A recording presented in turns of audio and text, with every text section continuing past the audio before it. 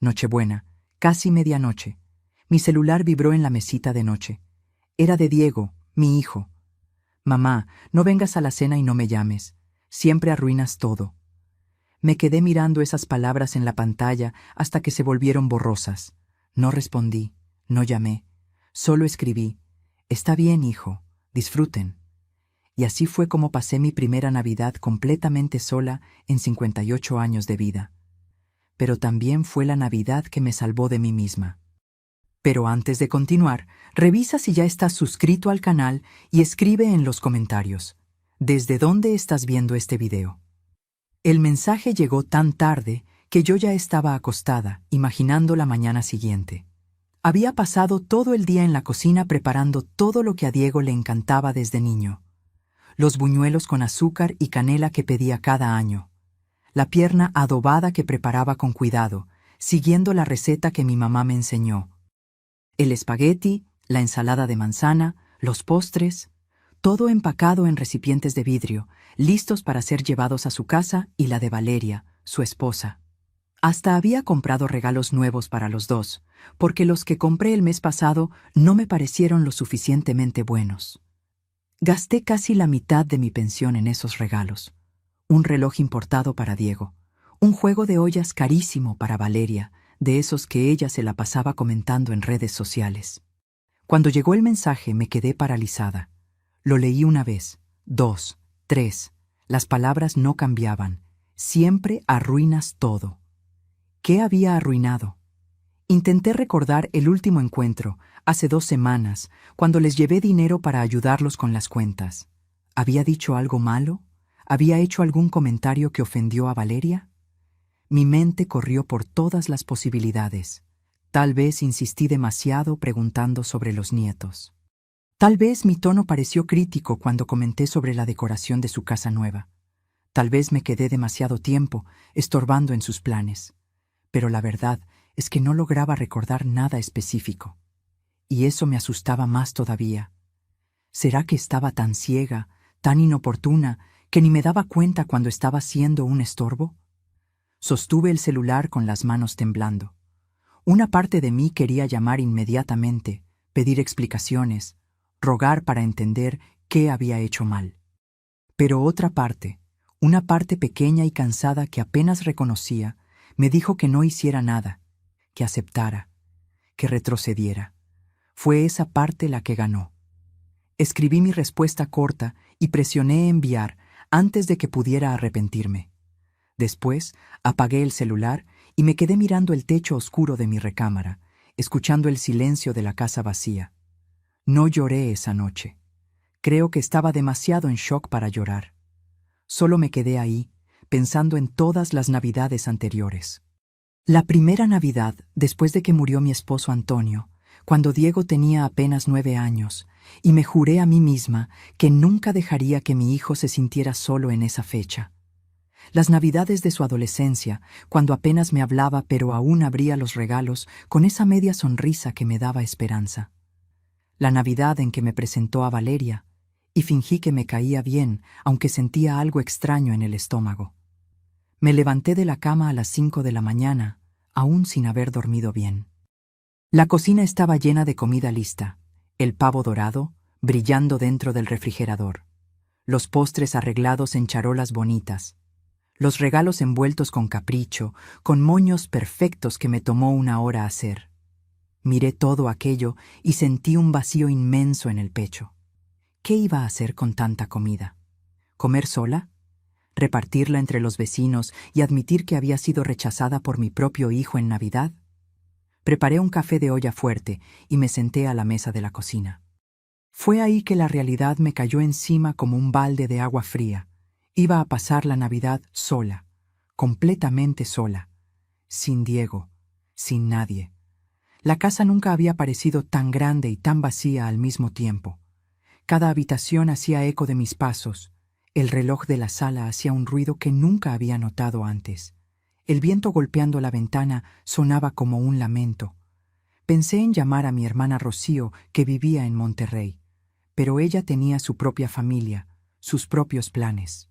Sería patético aparecer de última hora, la hermana solitaria autoinvitándose a la cena ajena. Pensé en ir a casa de mi amiga Sofía, pero ella viajó a la playa con sus hijos.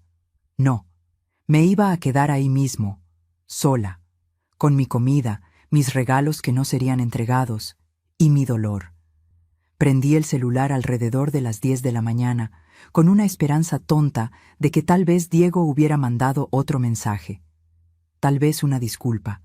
Tal vez «Era solo broma, mamá. Claro que te queremos aquí». Pero no había nada. Ningún mensaje nuevo. Ninguna llamada perdida. Lo que había era un mensaje antiguo que no había visto ayer, de hace 2 semanas.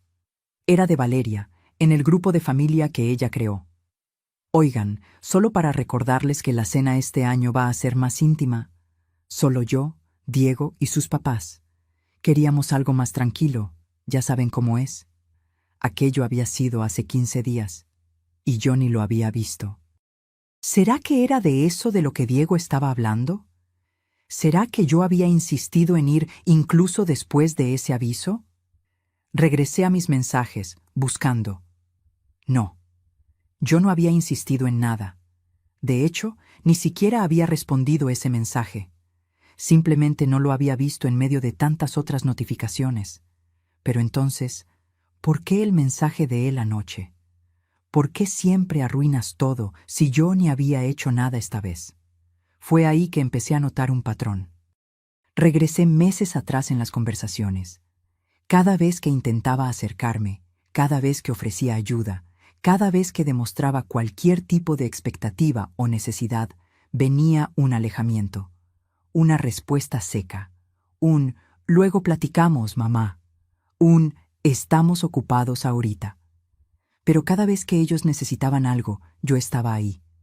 Cuando su refrigerador se descompuso en pleno verano y yo pagué uno nuevo. Cuando el coche de Diego tuvo problemas y le presté el mío por 3 semanas. Cuando Valeria perdió el trabajo el año pasado y les mandé dinero cada mes durante 6 meses hasta que ella encontró algo. Yo estaba siempre disponible, siempre lista, siempre diciendo sí. ¿Y ellos? ¿Cuándo fue la última vez que Diego preguntó cómo estaba yo de verdad? ¿Cuándo fue la última vez que me visitaron sin ser para llevarse algo? ¿Cuándo fue la última vez que me invitaron a algo sin que yo tuviera que buscar la forma de invitarme primero? Me senté ahí en mi cocina, con el café enfriándose en la taza, y empecé a hacer cuentas mentales que había evitado hacer por años. No solo de dinero, aunque eso también fuera aterrador, sino cuentas emocionales, cuentas de presencia, cuentas de reciprocidad. En los últimos 3 años, desde que Diego se casó, yo había ido a su casa unas 40 veces, tal vez más. Ellos habían venido a mi casa 6 veces. 6. Y de esas 6, en 4 fue para recoger cosas que yo les había guardado o para buscar dinero que yo había separado.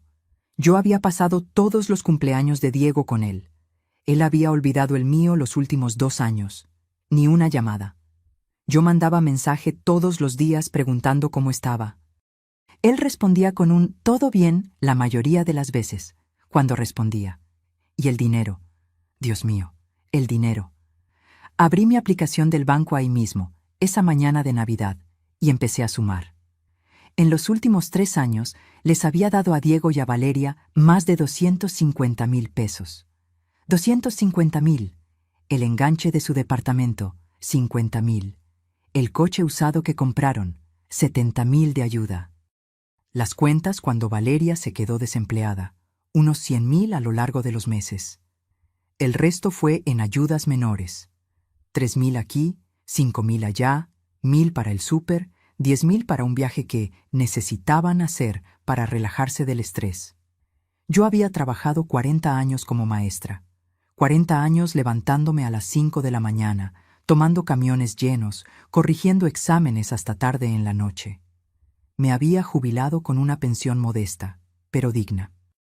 Y estaba entregando todo a un hijo que me mandaba un mensaje diciendo que yo arruinaba todo. Me cayó el 20 de golpe. No gradualmente. Fue como una tonelada de ladrillos derrumbándose sobre mi cabeza. Me estaban usando. Mi hijo me estaba usando. O peor, Valeria lo estaba usando a él, y él lo estaba permitiendo. Me levanté de la mesa y fui hasta su recámara, que yo mantenía arreglada como un santuario desde que se fue de casa. Las paredes todavía tenían los pósters que pegó en la adolescencia. La cama estaba siempre hecha con sábanas limpias, por si él quisiera dormir aquí algún día. El escritorio tenía sus trofeos de fútbol alineados. ¿Cuánto tiempo hacía que Diego no entraba en este cuarto? ¿2 años? ¿3? Regresé a la cocina y miré toda esa comida. Los regalos envueltos. La casa decorada con adornos de Navidad que yo había puesto con tanto cariño, pensando que tal vez, solo tal vez, cambiarían de opinión y vendrían a visitarme. Y tomé una decisión. Una decisión que me asustó hasta a mí misma por la claridad y firmeza con la que vino. Ya no me iba a hacer esto a mí misma. Agarré el teléfono y llamé a la Casa Hogar Santa María, un albergue que conocía porque ya había hecho voluntariado ahí hace años. La coordinadora, doña Celia, contestó al segundo tono. «Bueno, doña Celia, habla Marta. Nos conocimos hace unos años cuando yo daba clases de regularización a los niños del hogar». «Marta, claro que me acuerdo de usted. ¿Cómo está?» «Estoy bien. Mire, sé que es de última hora, pero preparé comida para unas 15 personas aquí. Comida de Navidad de verdad. Pavo, guarniciones, postres. Estaba pensando si ustedes aceptarían». Hubo una pausa del otro lado, y cuando doña Celia volvió a hablar, su voz estaba quebrada. «Marta, no tiene idea de lo importante que sería eso. Estamos con 32 niños aquí y no habíamos conseguido nada muy especial para hoy. El municipio recortó el presupuesto y... yo llevo todo para allá. ¿Puedo llegar como al mediodía?» «Sí, claro. Ay, Dios mío, Marta, muchísimas gracias». Colgué y empecé a empacar todo.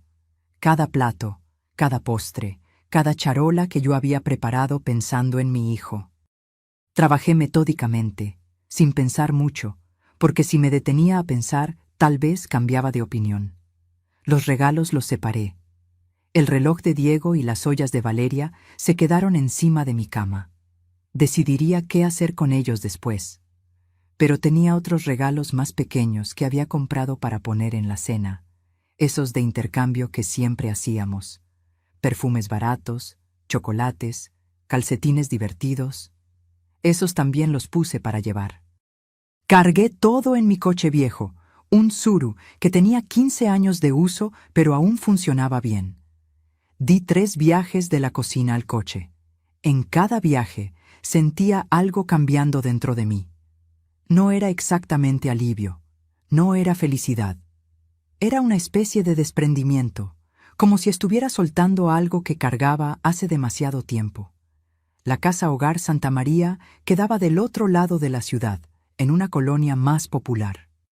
Cuando llegué, doña Celia estaba esperando en la puerta con 2 empleadas más, y los niños, decenas de niños de todas las edades, mirando curiosos mi coche.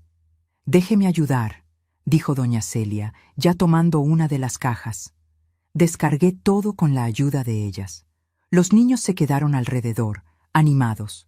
Una niñita de unos 6 años jaló mi falda. «¿Usted es Santa Claus?»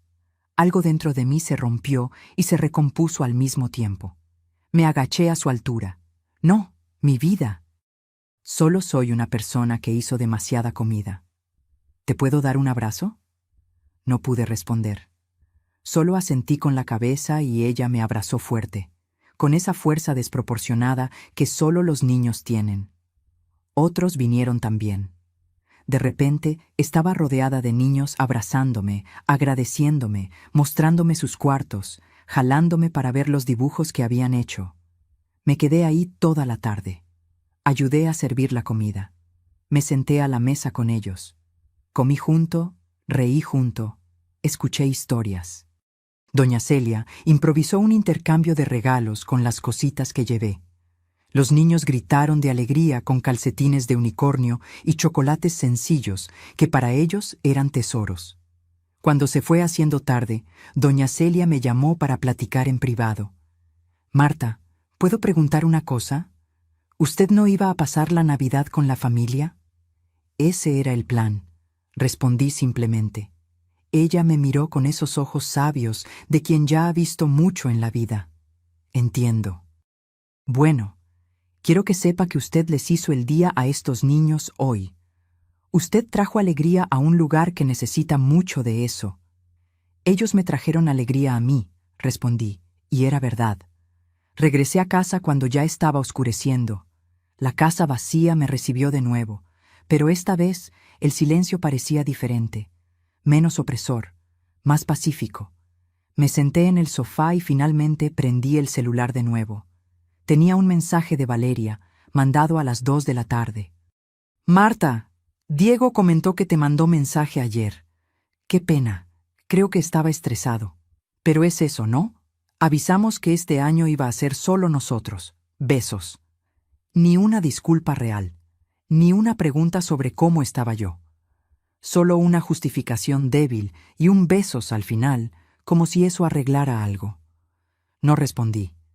Simplemente bloqueé el celular de nuevo y me fui a dar un baño largo, de esos que uno toma cuando necesita lavar más que la suciedad del cuerpo. Esa noche, aún sola, aún en silencio, comí un pedazo de buñuelo que había sobrado y vi una película vieja en la televisión. Y lloré mucho. Pero no eran lágrimas de autocompasión, eran lágrimas de luto. Luto por la relación que yo pensaba tener con mi hijo. Luto por la ilusión de familia que yo mantenía. Luto por la Marta que siempre ponía a todo el mundo por delante, incluso a quien no lo merecía. En los días siguientes a la Navidad, algo extraño pasó. Yo esperaba sentirme peor. Esperaba hundirme en depresión, quedarme rumiando, tal vez hasta llamar a Diego rogando por explicaciones. Pero no fue eso lo que pasó. En vez de eso, sentí una claridad mental que no tenía hace años. Como si una neblina se hubiera disipado. Empecé a hacer cosas que había pospuesto hace tiempo. Arreglé el closet y doné la mitad de la ropa que ya no usaba. Limpié la cochera. Arreglé la llave de la cocina que goteaba hace meses. Pequeñas cosas, pero cada una de ellas me daba una sensación de control sobre mi propia vida. El día 27 llamé a Rocío, mi hermana. Marta, feliz Navidad atrasada. ¿Cómo estuvo la cena con Diego? No fui. ¿Cómo que no fuiste? ¿Qué pasó? Le conté todo. El mensaje, la decisión de quedarme sola, la comida donada al albergue. Esperaba que ella se quedara en shock, tal vez que me juzgara por no haber luchado más por la relación con mi hijo. Pero Rocío solo suspiró profundo. Ya era hora. ¿Cómo que ya era hora? Marta, hace años que veo cómo te anulas por ese muchacho. Años. Cada vez que platicamos, estás corriendo para ayudarlo con algo, dándole dinero, disculpándote por cosas que ni hiciste. Ya era hora de que abrieras los ojos. Nunca me dijiste nada. Lo intenté, varias veces, pero siempre te ponías a la defensiva, siempre tenías una excusa para él. Dejé de hablar porque vi que no querías escuchar. Aquello dolió porque era verdad. ¿Cuántas veces Rocío había hecho comentarios sutiles y yo había cambiado el tema? ¿Cuántas veces ella había sugerido que tal vez Diego estaba abusando de mi bondad y yo había dicho que ella no entendía, que era diferente, que así es como hacen las madres? ¿Qué hago ahora?, pregunté, y mi voz salió pequeña, asustada. Vives tu vida, Marta. Tienes 58 años, no 80. Tienes salud, tienes una pensión, tienes tiempo. Vive. Deja de esperar que él te dé permiso para ser feliz. Después de esa conversación, tomé una decisión. Fui al banco y cambié mi cuenta. Abrí una cuenta nueva, separada, y transferí mi dinero para allá. Dejé la cuenta antigua activa, pero con saldo mínimo. Era la cuenta cuyos datos Diego tenía, porque una vez necesitó hacer una transferencia urgente y yo le di los datos. No era que pensara que él me fuera a robar directamente, pero era sobre crear un límite, una barrera de protección. Si él pedía dinero de nuevo, yo tendría tiempo para pensar, para decidir conscientemente, en vez de simplemente transferir por impulso como siempre hacía. Después, fui a la notaría y actualicé mi testamento. El anterior le dejaba todo a Diego automáticamente. El nuevo dividía mi herencia. La mitad para Diego, pero solo podría acceder a ella a los 40 años. La otra mitad sería donada a instituciones de caridad, incluyendo la Casa Hogar Santa María. El notario, un señor de unos 60 años con lentes gruesos, me miró por encima de las micas. ¿La señora está segura de estos cambios? Generalmente los padres dejan todo a los hijos. Estoy segura, respondí, y mi voz no tembló. También busqué una terapeuta. Yo que siempre pensé que la terapia era una exageración, cosa de gente que no tenía problemas reales. Pero Rocío insistió, y por primera vez en mucho tiempo escuché un consejo. La terapeuta se llamaba Trota. Fernanda, una mujer de unos 40 y tantos años, con un consultorio acogedor lleno de plantas. En la primera sesión me pidió que contara mi historia, y le conté todo. El marido que murió pronto, la lucha para criar a Diego sola, el orgullo de verlo graduarse, casarse, construir una vida, y entonces la transformación gradual, tan lenta que no la noté, de madre a patrocinadora.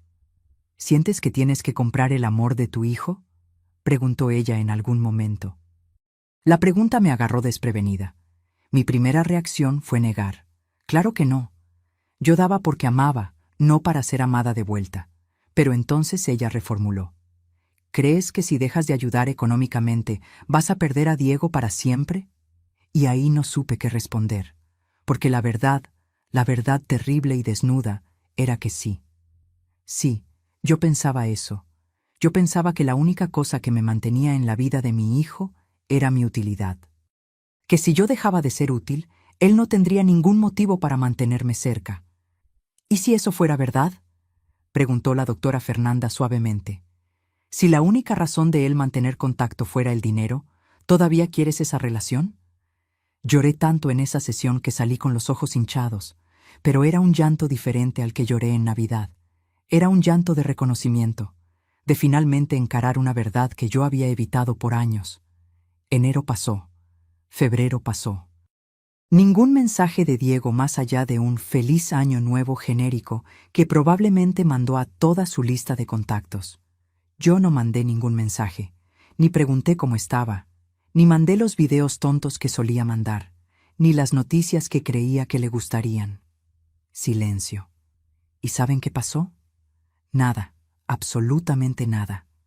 Él no me extrañó, no preguntó si yo estaba bien. No le pareció extraño el silencio repentino de una madre que siempre estaba ahí, siempre disponible. Eso dolió más que el mensaje de Navidad, porque confirmó lo que yo tenía miedo de saber. Yo era realmente solo útil, no esencial, no amada, útil. Pero algo más también estaba pasando. Yo estaba descubriendo quién era Marta fuera de la identidad de mamá de Diego. Volví a pintar. Yo pintaba cuando era joven, antes de casarme, antes de que Diego naciera. Acuarelas de paisajes, nada muy elaborado, pero algo que me traía paz. Había parado porque no tenía tiempo, porque tenía que trabajar, porque tenía que cuidar la casa, porque tenía que estar disponible para Diego. Compré pinturas nuevas y lienzos y pasé fines de semana enteros pintando. No era buena. Mis cuadros eran regulares a lo mucho. Pero era mío. Era algo que yo hacía porque quería, no porque alguien lo necesitaba. También empecé a ir a un grupo de caminata de señoras en el parque. Todos los martes y jueves a las 6 de la mañana. Conocí mujeres increíbles. Doña Luisa, que tenía 72 años y ya había corrido 3 maratones. Claudia, viuda como yo, que contaba chistes terribles que me hacían reír hasta que me dolía la panza. Estela, que tejía y me enseñó a hacer servilletas. Éramos 6 en el grupo. ¿Y saben lo que ninguna de ellas hacía? Ninguna de ellas me usaba. Ninguna de ellas solo aparecía cuando necesitaba algo. Nos encontrábamos porque queríamos, platicábamos porque nos gustaba, nos apoyábamos porque nos importaba. Era así como funcionaban las relaciones sanas.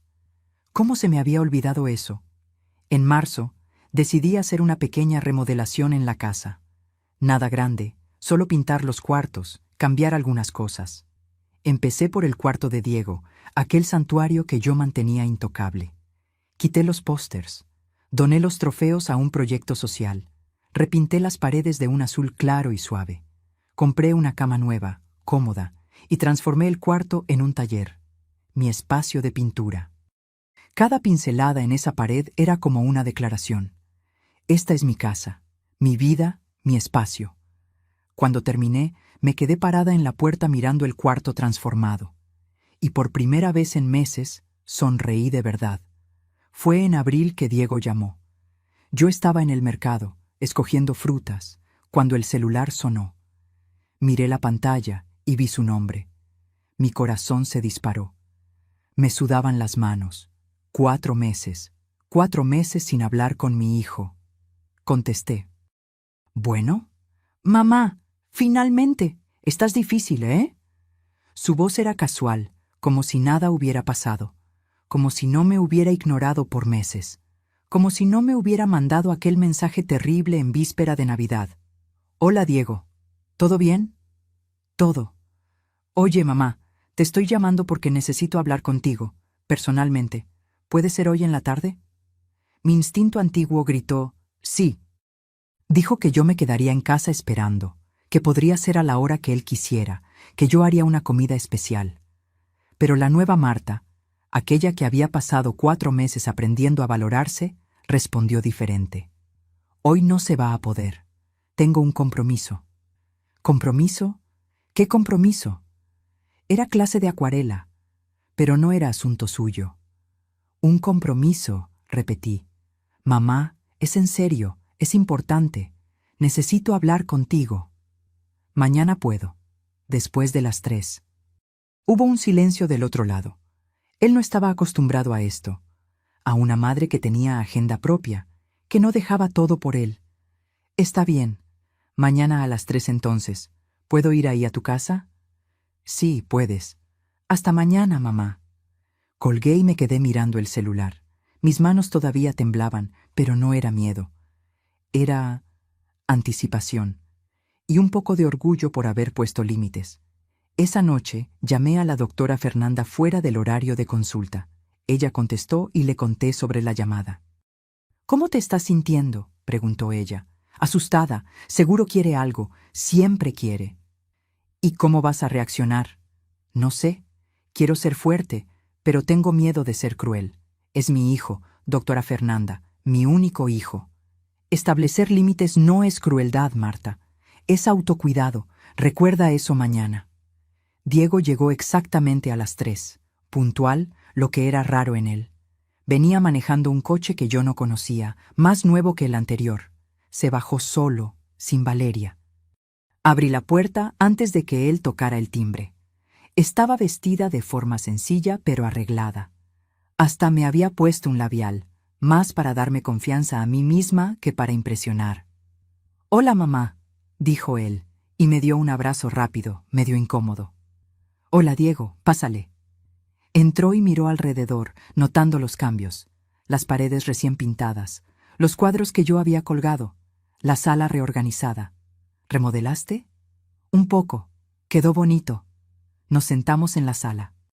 Ofrecí café, que él aceptó. Lo preparé en silencio, intentando calmar mi corazón que insistía en latir a 1000 por hora. Cuando volví con las tazas, él estaba viendo el celular. Ni levantó la vista cuando puse la taza en la mesa de centro. Entonces, dije yo, sentándome en el sillón frente al sofá donde él estaba.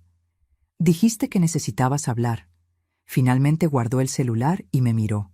Parecía cansado, ojeras profundas, hombros caídos. Sí, mamá, estamos en una situación complicada. ¿Qué tipo de situación? Valeria y yo. Nos desalojaron. Las palabras cayeron entre nosotros como una bomba. Esperé que continuara. La cosa está difícil, ¿sabes? La renta subió mucho y el sueldo no acompañó. Valeria tuvo que salirse del trabajo nuevo. No se adaptó. Y nos atrasamos 3 meses. El dueño del departamento no quiso ni hablar. Entiendo. Fue todo lo que dije. Está todo en una bodega ahorita. Nuestros muebles, nuestras cosas. Estamos en casa de la mamá de Valeria, pero ahí es muy pequeño, mamá. 3 personas en un departamento de una sola recámara. Está imposible. Yo conocía a esa mamá de Valeria, una mujer difícil que no escondía que Diego le caía mal. Imagino que la situación estaba realmente insoportable. ¿Y qué van a hacer?, pregunté. Fue ahí que él me miró a los ojos y vi lo que venía. Yo quería saber si podíamos quedarnos aquí, contigo, solo por un tiempo, hasta que nos levantemos. Unos 6 meses, tal vez menos. Ahí estaba. El verdadero motivo de la llamada, de la visita, de la falsa cordialidad. Necesitaba algo. De nuevo. Tienes 3 recámaras aquí, mamá. Podemos quedarnos en una, tú te quedas en la tuya, y la otra puede ser para nuestras cosas. No íbamos a estorbar nada. No iba a estorbar nada. Como si mi casa fuera un hotel. Como si mi paz fuera negociable. ¿Y sobre la Navidad?, pregunté, mi voz más fría de lo que pretendía. Él parpadeó, confundido. ¿Qué Navidad? El mensaje que mandaste en Nochebuena. No vengas a la cena, siempre arruinas todo. El color se le fue de la cara. Abrió la boca, la cerró, la abrió de nuevo. Mamá, yo estaba estresado. Había tomado. Perdón. Habías tomado en Nochebuena y decidiste mandarme un mensaje diciendo que yo arruino todo. No fue nada personal. ¿No fue personal? Diego, eres mi único hijo. Pasé esa Navidad entera sola porque tú me corriste. Habíamos avisado que iba a ser solo nosotros. No para mí, yo nunca vi ese mensaje de Valeria en el grupo. E incluso si lo hubiera visto, no justifica que tú me mandaras eso. Se pasó las manos por la cara, frustrado. Está bien, mamá. Fui un patán.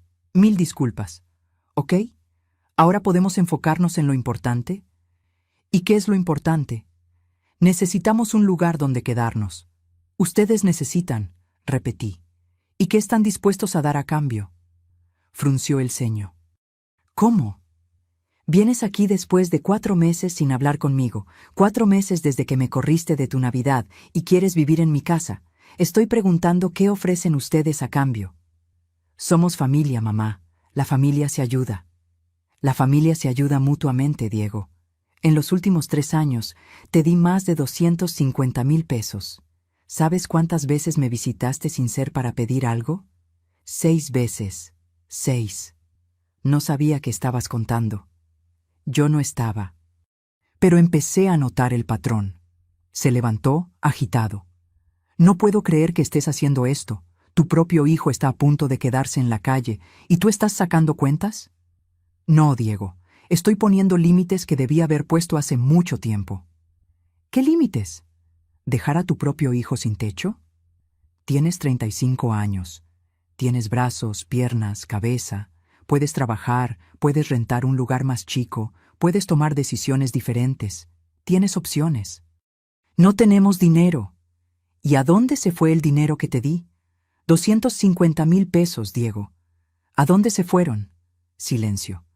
Estoy preguntando, insistí. ¿A dónde se fueron? Teníamos cuentas, mamá. ¿Qué cuentas? Rentaban un departamento carísimo que no podían pagar, viajaban, compraban cosas. Mientras tanto, yo te daba dinero pensando que era para emergencias, para necesidades reales. Eran necesidades. ¿El viaje a Cancún era necesidad? Yo había visto las fotos en el Instagram de Valeria.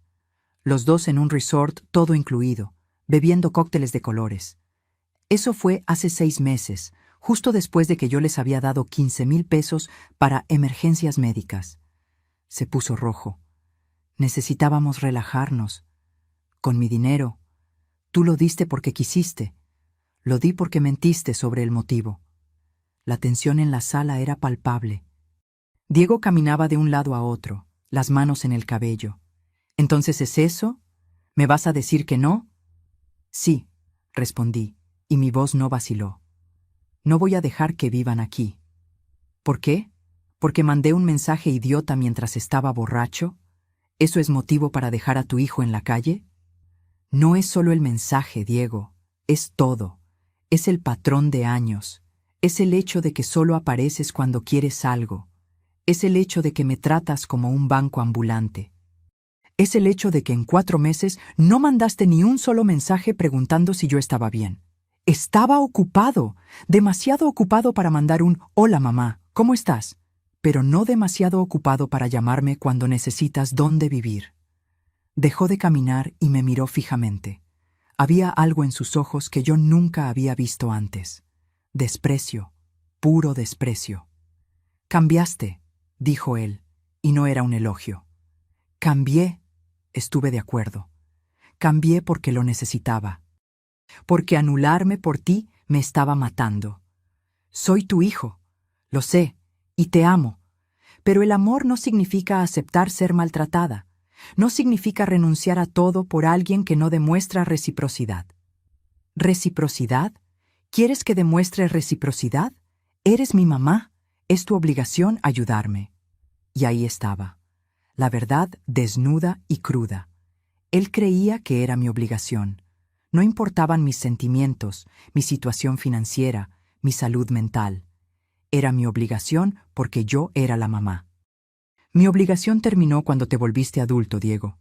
Te crié, te eduqué, te di amor, casa, comida, estudio. Te ayudé a empezar tu vida adulta. El resto era elección mía, no obligación. Y ahora estoy eligiendo parar. Eres una egoísta. Tal vez lo sea, pero prefiero ser egoísta a ser un tapete. Agarró la chamarra que había aventado en el sofá. Está bien, mamá, entendí. Cuando Valeria y yo estemos durmiendo bajo un puente, te puedes acordar que había forma de evitarlo. No van a dormir bajo un puente, Diego. Van a hacer lo que todo adulto hace cuando está en dificultades. Van a trabajar, van a ahorrar, van a rentar un lugar que quepa en el presupuesto. Van a madurar. Me voy a acordar de esto cuando estés vieja y me necesites. No te voy a necesitar, respondí con una calma que me sorprendió. Tengo mi pensión, tengo seguro médico, tengo amigos, y si un día necesito cuidados, voy a contratar profesionales. No voy a depender de un hijo que solo aparece cuando quiere algo. Abrió la boca para responder, pero nada salió. Nos quedamos ahí, madre e hijo, mirándonos como extraños. Y tal vez éramos extraños. Tal vez siempre lo habíamos sido. Me voy, dijo finalmente, y no vuelvo más. Está bien. ¿Está bien? ¿Solo eso? ¿Tu único hijo te está diciendo que se va de tu vida y tú dices está bien? ¿Qué quieres que diga, Diego? ¿Que te ruegue para que te quedes?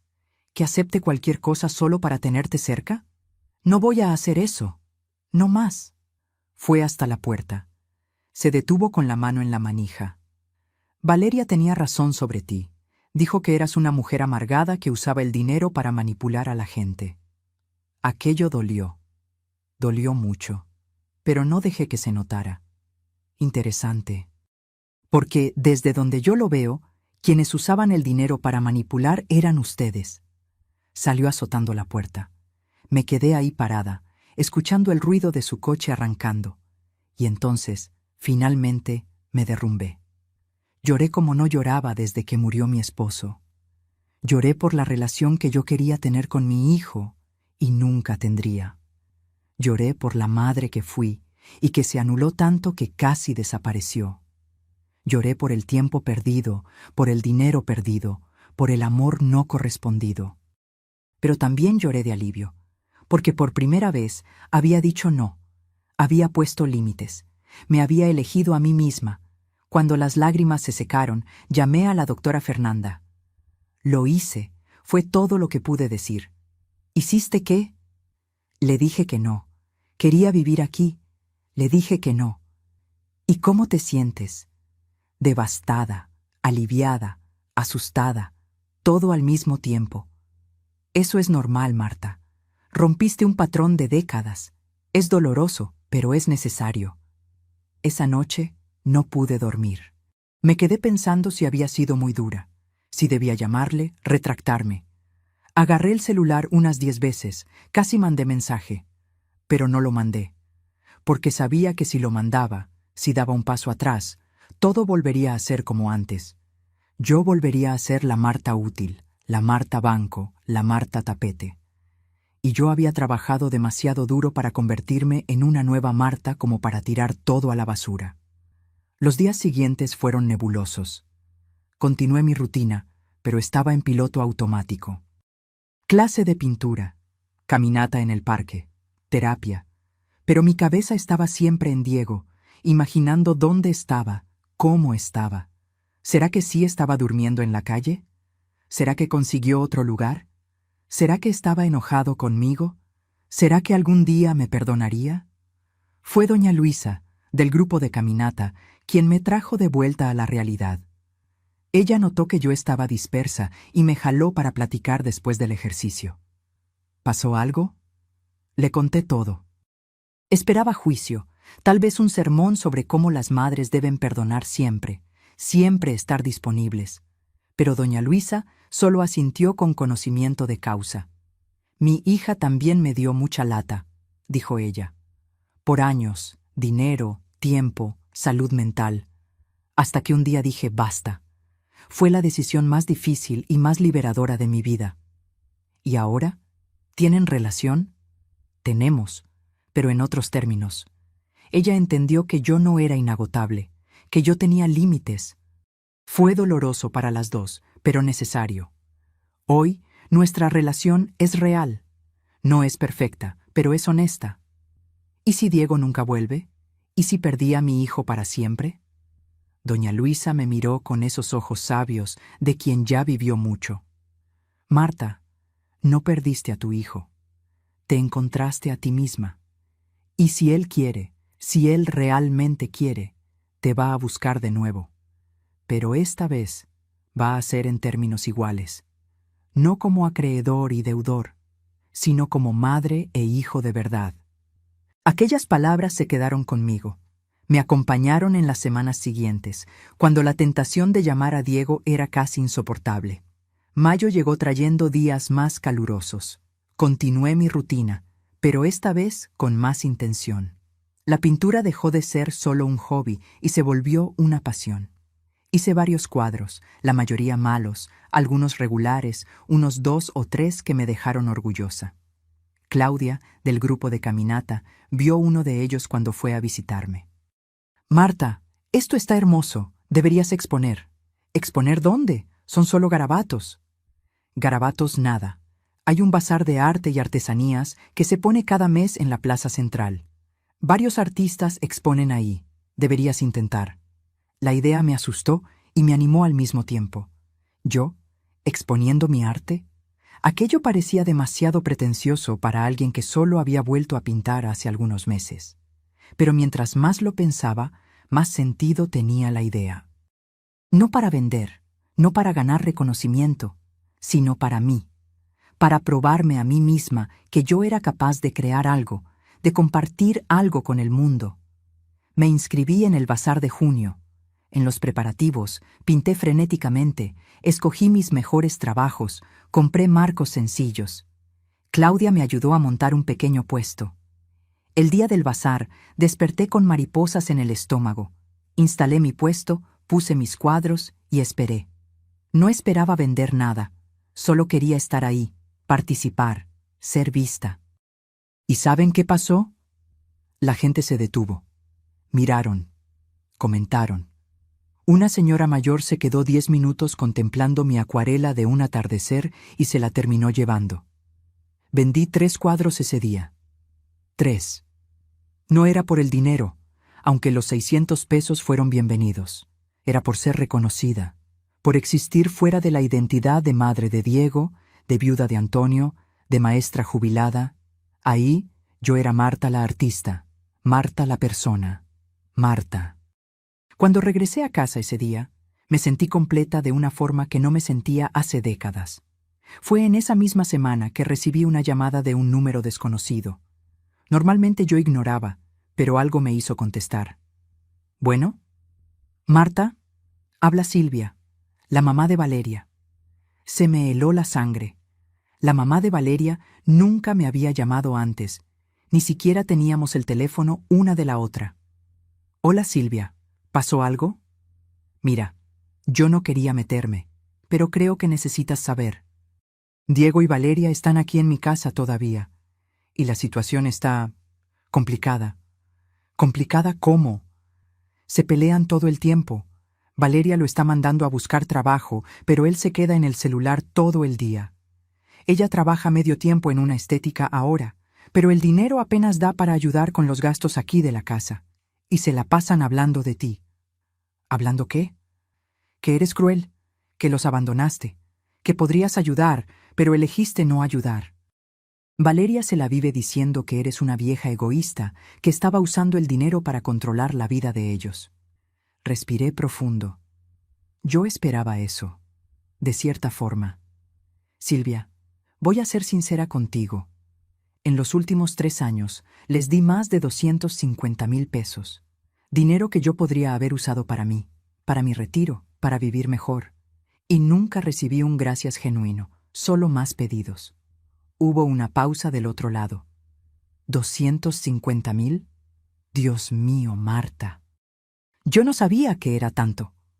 Ellos no cuentan eso, ¿verdad? Solo cuentan la parte en que yo dije no. Mira, no te estoy llamando para juzgarte. Te estoy llamando porque yo también ya pasé por eso. Con Valeria. Por años ella me sangró económicamente. Hasta que dije basta. Fue difícil. Ella no me habló por 1 año. Pero fue la mejor cosa que hice. ¿Y ahora? Ahora tenemos una mejor relación. No perfecta, pero más honesta. Y ella aprendió a arreglársela sola. O está aprendiendo. Por eso te llamé. No para hacerte cambiar de opinión, sino para decirte que hiciste lo correcto. Cuando colgué, me sentí validada de una forma extraña. Otra madre, alguien que había pasado por lo mismo, diciéndome que yo había hecho lo correcto. Pero también me sentí triste, porque significaba que esto no era raro, que había muchas madres por ahí siendo usadas, siendo exprimidas, siendo descartadas cuando ya no eran más útiles. Junio se volvió julio. Hice otro bazar y vendí algunos cuadros más. Empecé a dar clases particulares de pintura a 2 señoras de la colonia. Era un ingreso extra pequeño, pero hecho con algo que yo amaba. Mi cumpleaños llegó en agosto. Cumplí 59 años. Rocío vino a visitarme y pasamos el fin de semana juntas. Fuimos a restaurantes, vimos películas, platicamos hasta tarde. Fue el mejor cumpleaños que tuve en años. No recibí mensaje de Diego. No esperaba recibirlo, pero dolió de todos modos. Un agujero en el pecho que yo sabía que siempre estaría ahí. Fue en septiembre que todo cambió de nuevo. Estaba pintando en mi taller cuando sonó el timbre. Miré por la mirilla y vi a Valeria. Sola, sin Diego. Dudé. Mi primer instinto fue no abrir, pero la curiosidad ganó. Abrí la puerta con la cadena puesta. Valeria. Hola, Marta. ¿Puedo pasar? Necesito hablar contigo. ¿Sobre qué? Sobre Diego. Por favor, solo 5 minutos. Contra mi mejor juicio, abrí la puerta completamente. Valeria entró y me di cuenta de que estaba diferente, más delgada, ojos cansados, sin la ropa de marca que solía usar. Nos sentamos en la sala. Ofrecí agua, que ella aceptó.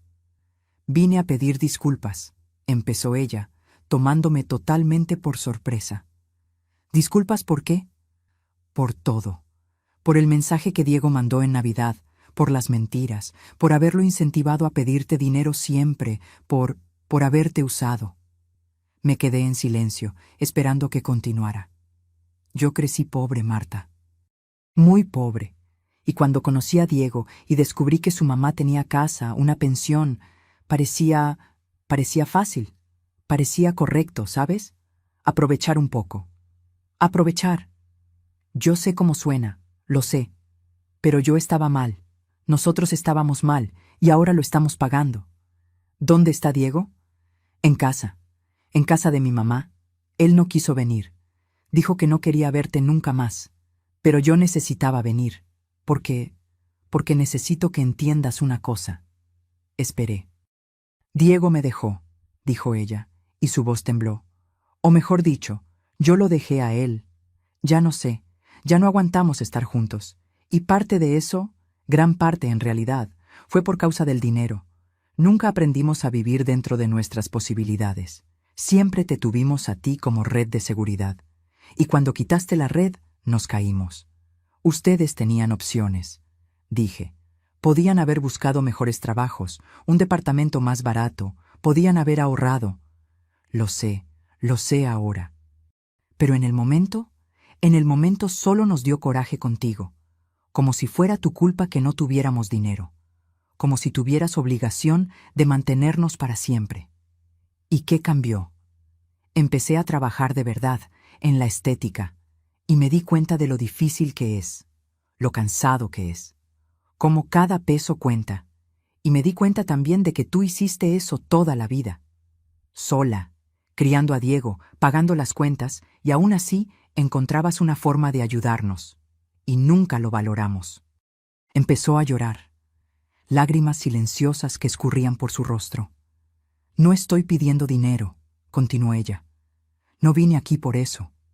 Vine porque yo estaba equivocada, y porque Diego está equivocado, y porque alguien necesita decirte eso. No sabía qué sentir. Coraje, alivio, satisfacción. Era una mezcla confusa de todo. ¿Qué quieres de mí, Valeria? Nada. Solo quería que supieras que hiciste lo correcto, en no dejarnos vivir aquí, en cortarnos. Si no hubieras hecho eso, nunca íbamos a crecer, nunca íbamos a aprender. ¿Y aprendieron? Estoy aprendiendo. Diego, todavía no. Él todavía está enojado, todavía cree que todo el mundo le debe algo, pero espero que algún día entienda. Se levantó para irse. En la puerta se volteó una vez más. Eres una mujer fuerte, Marta. Yo quisiera ser la mitad de lo que tú eres. Después de que salió, me quedé sentada en la sala por mucho tiempo, procesando todo. La visita de Valeria no cambió nada, no realmente. Diego todavía estaba fuera de mi vida, todavía me odiaba, probablemente, pero cambió algo dentro de mí. Aquel peso de culpa que yo cargaba, aquella voz que se la pasaba susurrando, ¿y si estás equivocada?, se volvió más ligera. Octubre llegó trayendo lluvias y cambios. Empecé a salir con Roberto, el maestro jubilado que conocí en el bazar de arte. Nada serio, solo cenas, pláticas, compañía. Él era viudo también. Tenía 2 hijos adultos que vivían en otros estados. Platicábamos sobre libros, sobre arte, sobre la vida, y él nunca me pidió dinero, nunca me usó, solo existía conmigo. Era extraño y maravilloso al mismo tiempo. Tener a alguien en mi vida que me quería solo por ser yo. En noviembre recibí una carta, no un correo, no un mensaje, una carta de verdad, escrita a mano, en un sobre amarillento. Era de Diego. Sostuve la carta por 1 hora entera antes de abrirla. Mi corazón latía fuerte. ¿Sería una disculpa? ¿O más acusaciones? ¿O peor? ¿Otro pedido de ayuda? Cuando finalmente abrí, leí: Mamá, no sé si vas a leer esto. No sé ni si debería estar escribiendo, pero mi terapeuta dijo que podría ayudar. Sí, estoy tomando terapia, cosa que debí haber hecho hace años. No voy a pedir disculpas porque sé que las palabras no bastan. No voy a decir que entiendo lo que hice, porque todavía lo estoy procesando. Pero quiero que sepas algunas cosas. Valeria terminó conmigo, o yo terminé con ella. Ya no sé. La relación estaba podrida hace mucho tiempo, y parte de eso fue mi culpa. Yo la culpaba por todo, por haberme influenciado a pedirte dinero, por haberme alejado de ti. Pero la verdad es que las decisiones fueron mías. Yo elegí mandar aquel mensaje en Navidad. Yo elegí usarte. Yo elegí ser un hijo terrible. Estoy viviendo solo ahora, en un departamentito que puedo pagar con mi sueldo. Estoy trabajando de verdad por primera vez en años. No es un trabajo increíble, pero es honesto. Y estoy aprendiendo a vivir con lo que gano. Mi terapeuta me hizo ver cosas que yo no quería ver. Cómo te trataba. Cómo esperaba que tú siempre estuvieras ahí, siempre dijeras sí, siempre abrieras la cartera. Cómo nunca retribuí nada, ni amor, ni tiempo, ni gratitud. No estoy escribiendo para pedir perdón. Sé que no lo merezco. Estoy escribiendo porque tú mereces saber que está haciendo efecto. Tú no. Tu rechazo. Fue la cosa más amorosa que pudiste haber hecho por mí, aunque yo no lo entendiera en el momento.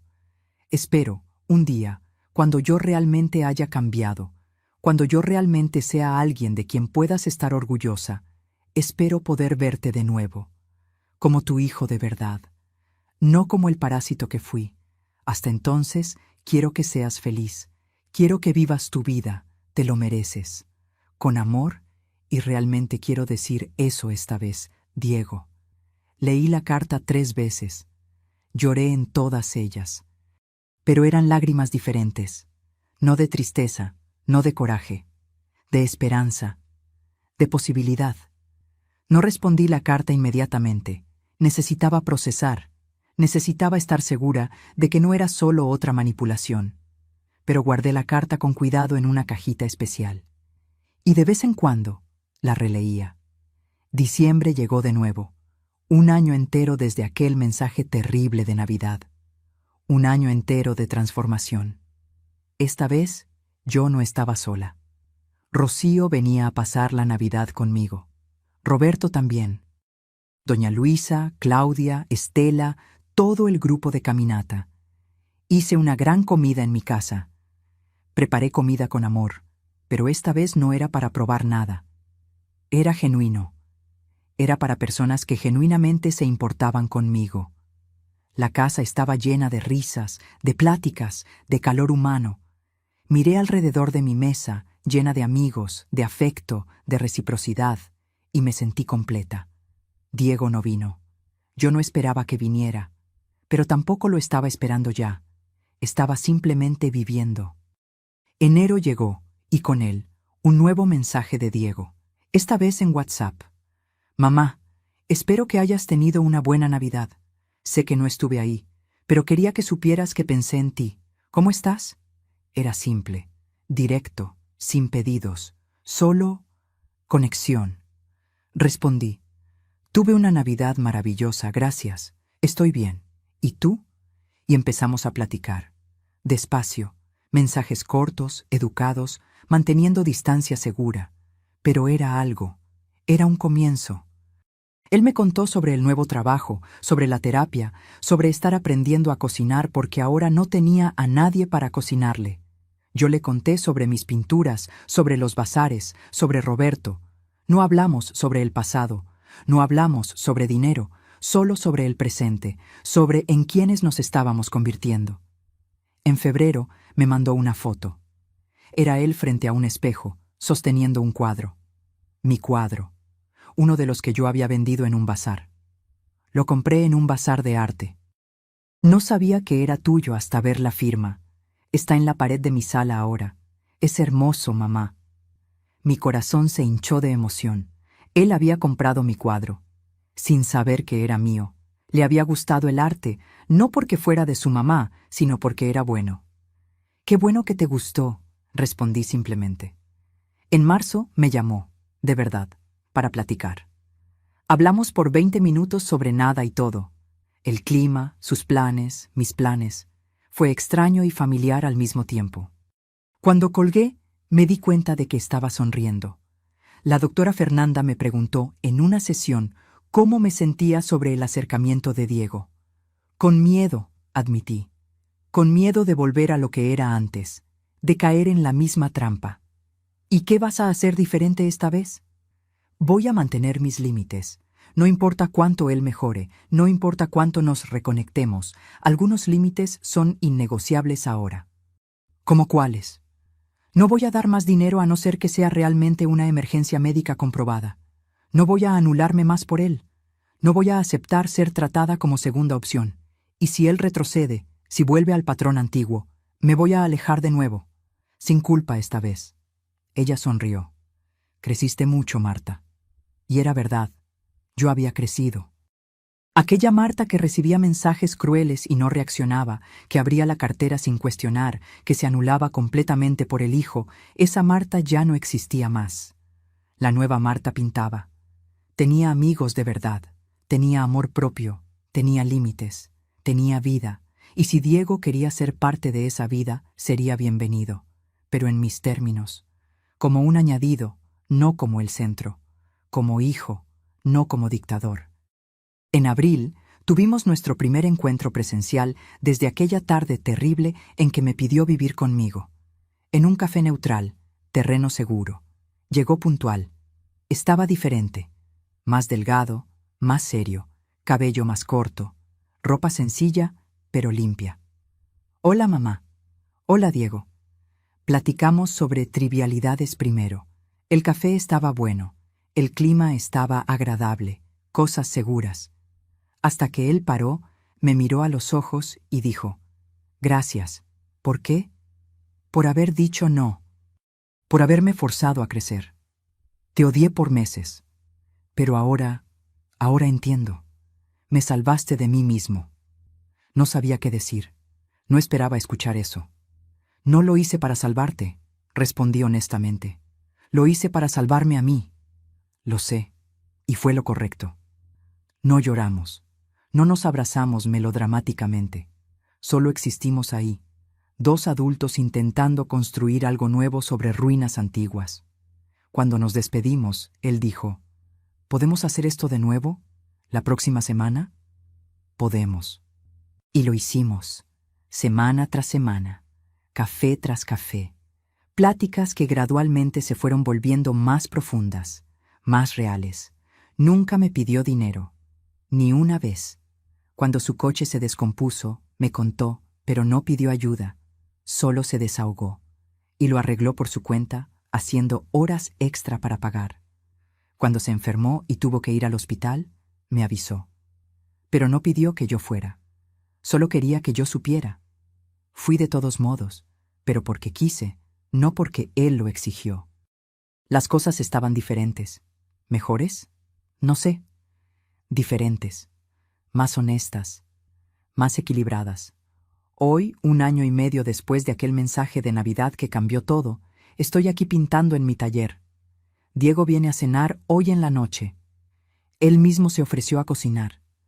Dijo que quiere mostrarme una receta nueva que aprendió. Roberto también viene. Los voy a presentar oficialmente. Estoy nerviosa pero emocionada. Miro alrededor de mi vida y veo colores donde antes solo había gris. Veo posibilidades donde antes solo había obligaciones. Veo una mujer que se eligió a sí misma cuando lo necesitó, aunque doliera, aunque costara todo. ¿Será que hice lo correcto aquel día cuando dije no? Algunas personas dirían que no. Dirían que la madre siempre perdona, siempre ayuda, siempre abre la puerta. Pero yo digo que sí, porque elegirme a mí misma no fue crueldad, fue supervivencia, fue amor propio, fue necesario. Y si sirvió para algo, fue para mostrarle a Diego que el amor de verdad no es incondicional en el sentido de aceptar todo. Amor de verdad a veces significa dejar que la persona se caiga. Significa decir no. Significa tener límites. Recibí un mensaje de él hace poco. «Mamá, llego ahí a las 7. Llevo postre también. Te quiero». «Te quiero». Dijo, «te quiero». Y esta vez le creo. «Te quiero también, hijo. Te espero».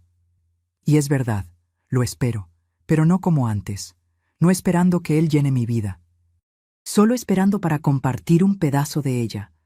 Un pedazo que ahora es genuinamente mío. El timbre suena. Llegó. Y voy a abrir la puerta. No como la madre desesperada que aceptaba cualquier migaja, sino como Marta, la mujer que pinta, que tiene amigos, que tiene amor propio, que tiene límites y que tiene un hijo que está aprendiendo finalmente lo que significa familia de verdad. Ahora, si te gustó esta historia, haz clic en suscribirse y dime en los comentarios qué parte te dejó con la boca abierta. Ah, y no olvides convertirte en miembro para tener acceso a videos exclusivos que no subo aquí. Te espero allá.